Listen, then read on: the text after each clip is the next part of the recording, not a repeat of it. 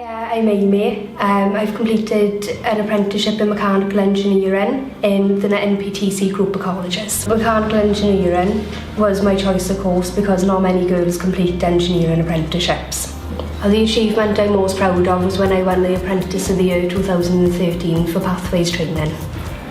So I'm currently working in the college, voluntary work, to teach engineering to all students ranging from school up to HNC. I enjoy engineering and I've always wanted to teach, and I think that was the next step after completing my apprenticeship. It is hard work, but it is all worth it in the end. I wouldn't change anything. I've really enjoyed it, and the support I've had from the college has been amazing throughout my apprenticeship and all the way through my PGC as well.